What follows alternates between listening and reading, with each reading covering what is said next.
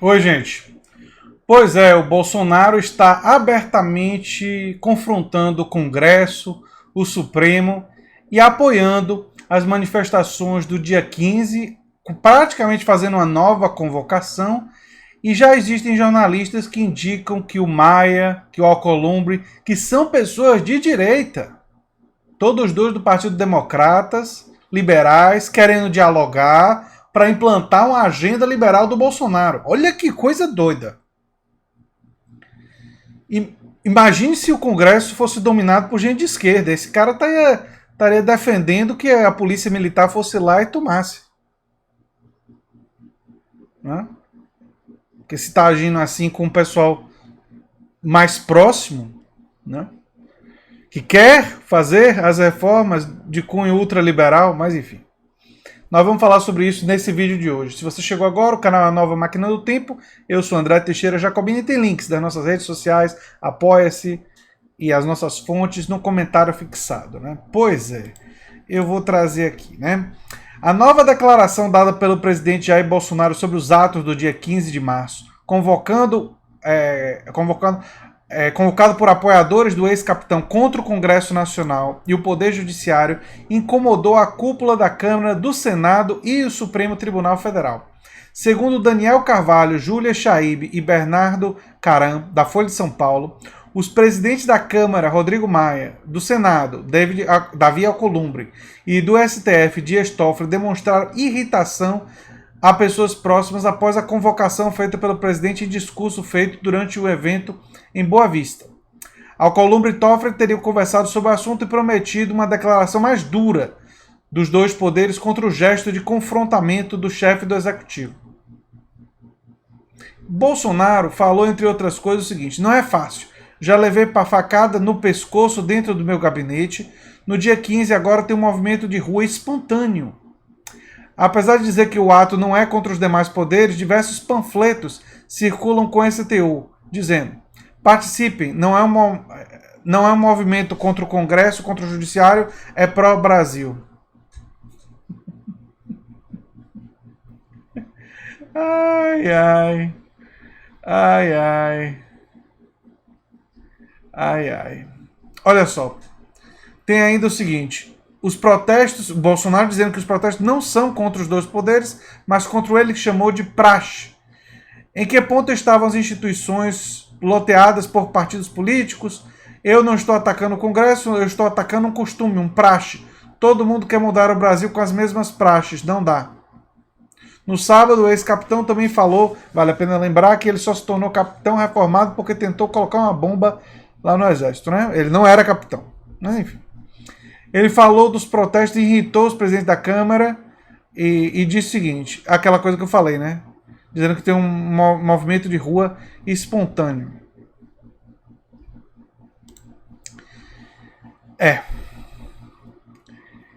Eu tô preocupado. Eu tô começando a achar que isso não vai acabar bem. Como disse o Bebiano no Roda Viva, aliás. E olha que eu muito raramente concordo com o Bebiano em praticamente qualquer coisa. Né? Minha divergência com um cara como o Bebiano é praticamente total. Mas nesse caso específico, eu acho que ele diz uma coisa que faz um certo sentido. Agora, o que é não acabar bem? É ter confronto, é ter violência, é ter uma tentativa de golpe, é ter uma tentativa de destituir instituições fundamentais da democracia. Olha, nossa democracia e nossas instituições são frágeis. Nossa democracia é recente. Eu tenho críticas óbvias ao Congresso, ao STF. Mas entre ter críticas e apoiar autoritarismo, existe uma distância, um abismo gigantesco. Ter críticas, discordar, criticar, querer transformar, isso é da democracia. Né? Achar que você vai pressionar com um movimento que, quando você vê os sites, que isso é importante, os sites, os canais da extrema-direita que estão fomentando isso aí, Eles não são da pressão democrática, não. Eles estão começando a falar, sim, em violência, em golpe. Tem muitas viúvas de ditadura militar no meio desse pessoal. Então, eles falam nisso. Teriam forças para isso? Acho que ainda não. Me parece que ainda não tem forças para isso. Existe divisão nas Forças Armadas? Existe. Mas ninguém sabe o que vai acontecer se o clima esquentar mais. Nós entramos num cenário imprevisível. Imprevisível. Alguns de vocês podem dizer assim, pô André, mas você fez mestrado, doutorado, pesquisando política, você estuda política há mais de 15 anos, você tem que me ajudar a prever aí. Tudo que eu estudei de história me diz, ao contrário da ideia de você querer prever com absoluta clareza, nós entramos num cenário que começa a ficar muito difícil de prever. Porque ele tem características que são específicas do nosso país atualmente.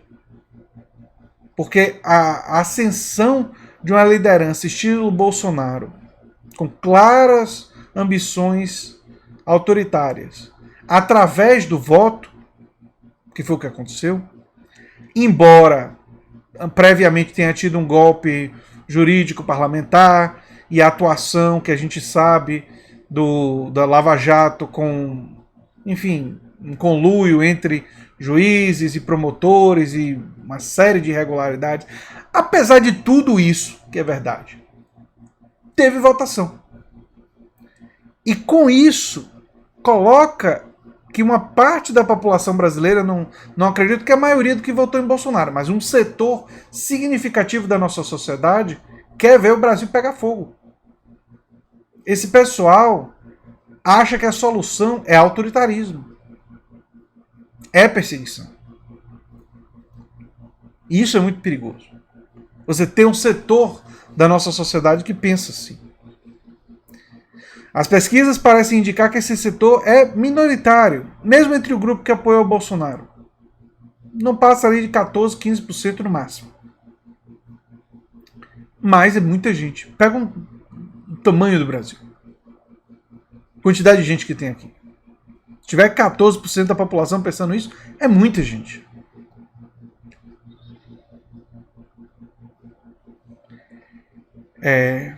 E para piorar um pouco, se Trump se eleger no final do ano, e as pessoas ficam, André, por que você liga tanto para a eleição americana? Se Trump se eleger no final do ano, a popularidade de Bolsonaro vai subir aqui no Brasil. Sabe por quê? Porque ele faz a política dele de alinhamento com os Estados Unidos. Ele estava lá. E as estratégias vêm justamente do Steve Bannon. Então, enquanto esse povo estiver no poder, eles vão ter poder de influência sobre o Brasil e favorecer esse tipo de ideologia e sua disseminação no território brasileiro. E se por acaso Biden ganhar, vai ter um presidente dos Estados Unidos menulo, que tem claros sinais de baixa cognitiva, para não dizer outra coisa, que eu já disse até em vídeo aqui.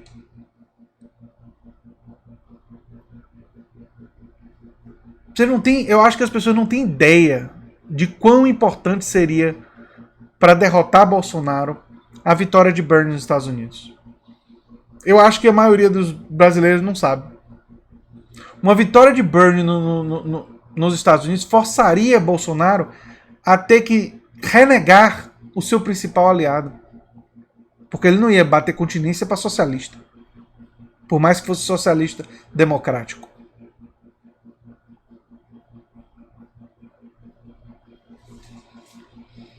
E a política de Bernie iria ajudar a fomentar a esquerda no Brasil. A política de Bernie e o exemplo da estratégia dele absolutamente extraordinária iria ajudar a criar um caminho para o nosso país. Infelizmente, não é para isso que está seguindo. As primárias democratas parece que estão seguindo por causa da pressão do Partido Democrata, por causa da articulação com a mídia corporativa, estão ocultando as falhas cognitivas do Biden e estão criando todos os mecanismos para poder evitar que Bernie ganhe, como fizeram em 2016. E, se eles conseguirem, provavelmente Trump se reelege e, lamento informar para vocês, mas isso fortalece demais Bolsonaro. A reeleição de Trump não fortalece a direita alternativa a Bolsonaro. Não fortalece o já desistente Luciano Huck. Não fortalece o Dória. Não fortalece essas pessoas, não. Fortalece Bolsonaro. Fortalece a direita reacionária. A direita que usa desse populismo barato, que embora seja diferente do de Trump, trabalha numa mesma estratégia, mesma narrativa. A narrativa é semelhante, embora as políticas sejam diferentes. Pois é. E enquanto isso está acontecendo nos Estados Unidos, aqui no Brasil, o presidente convoca setores da população para se enfrentarem com poderes da República e desafiar eles. É difícil. Tá difícil mesmo. E eu temo que se um fracasso de Bernie lá nos Estados Unidos, que eu espero que não aconteça, mas eu sou muito realista, a situação não tá boa, pode fazer com que a esquerda brasileira não queira aprender nada com eles. Ah, fracassou. De novo. Não tem nada a nos ensinar. O anti-americanismo da nossa esquerda, a cegueira, a incapacidade de aprender com outras experiências, só porque não conseguiu derrotar uma instituição tão articulada e tão vinculada às grandes corporações, que é uma coisa muito difícil. A esquerda brasileira vai olhar e vai dizer: não, nós somos o que somos, já ficamos no poder tanto tempo. Só que chegaram ao poder como? Se articulando com as grandes corporações, com setores do empresariado, flexibilizando as bandeiras, não fazendo reforma tributária, não enfrentando a questão da dívida pública. Teve méritos? Teve, claro que teve. Claro que teve, eu já disse aqui no canal várias vezes os méritos. Mas teve também deméritos e teve muitos limites. E se não aprender com as experiências boas fora do seu país, vai estar condenado a ficar fora do poder. E quem vai sofrer seremos nós. A classe trabalhadora, a classe média e os mais pobres especialmente. Especialmente os pobres. É difícil. É difícil. A gente tem que continuar a luta, mas a gente tem que saber também avaliar esses momentos difíceis que nós estamos enfrentando. E buscar estratégias. E eu acho que a gente tem que pegar a estratégia do Bernie, mesmo que ela seja derrotada. Porque existe uma chance talvez maior de sucesso num país como o Brasil. Especialmente tendo em vista o isolamento que parte da esquerda está sofrendo agora, talvez seja a grande oportunidade da esquerda se articular e implementar uma estratégia como essa, que unifica e que cria sinergia entre movimentos sociais, luta sindical e a luta das diversas causas progressistas que existem. A gente vai precisar disso, porque existe um risco de golpe, e se não vier golpe, existe um risco real da reeleição de Bolsonaro em 2022. Ele está mantendo em campanha o tempo todo. E não pensem equivocadamente, como pensam os democratas lá nos Estados Unidos, que nós vamos convencer a direita moderada, num segundo turno, com um candidato progressista, a votar no candidato progressista e não votar em Bolsonaro. Essa direita moderada não vai, principalmente na base, não vai votar em candidato progressista de esquerda nenhuma. Vai engolir a seco e vai votar em Bolsonaro. E essa é uma promessa que eu faço para vocês. Eu garanto isso. Eles só votariam no segundo turno em uma pessoa que não fosse Bolsonaro se a alternativa fosse também de direita. Porque se for um candidato progressista, Não importa se for PT, PDT, não importa. Essa direita moderada que hoje critica Bolsonaro, que hoje fala mal das falas dele, tal, todos vão como cordeirinhos ali, ó, e votam junto. Por isso, esquerda, progressistas, hora de abrir o olho, de aprender com outras experiências e de começar a se articular para uma luta que vai ser muito difícil. E que olhar para os outros falando besteira e dizendo bobagem não vai ser suficiente. Enfim. Era o que eu tinha para dizer sobre esse assunto. Se você gosta do que eu faço aqui, se inscreva, dê um like, compartilhe e quem sabe se torne apoiador do canal. Tchau, tchau.